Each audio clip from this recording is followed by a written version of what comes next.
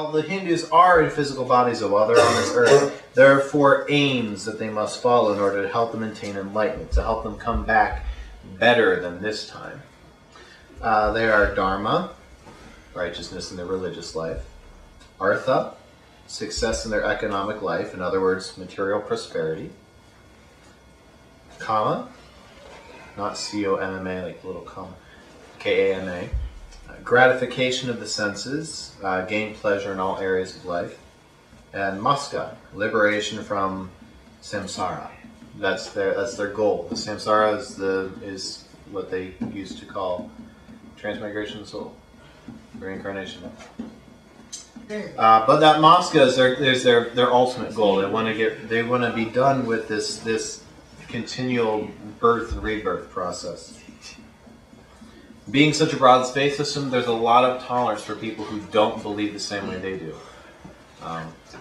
There's a saying amongst many Hindus that translates, "The truth is one, but different sages call it by different names."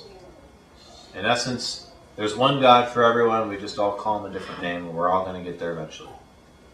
Even though it is a relatively welcoming and open faith, and they won't really go to war with someone else because they believe differently, it's only been in the last 50 years or so that their caste system's been largely outlawed. And what the caste system was, it divided people up into groups. You saw a brief mention of it in the video, where people were to stay with their own groups, their own kind, so to speak. You had the Brahmins, the priests and the academics, kind of the big man on the totem pole. And then below them you had the Kshat. Like I said, I'm going to try not to butcher these, but I've not had to pronounce them in about 6 years. The Kshatriyas, which are the rulers, kings, queens, the military leaders.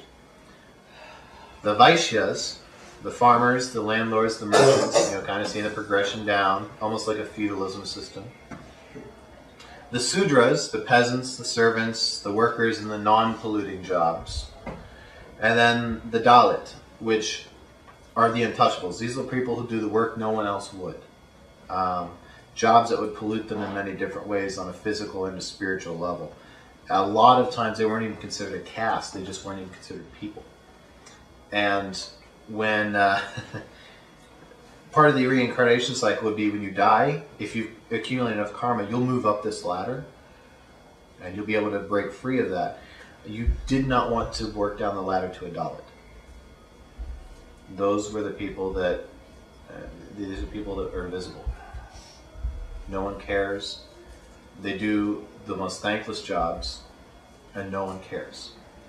They have had no health care. They had no hope of ever breaking out of whatever slum they were living in.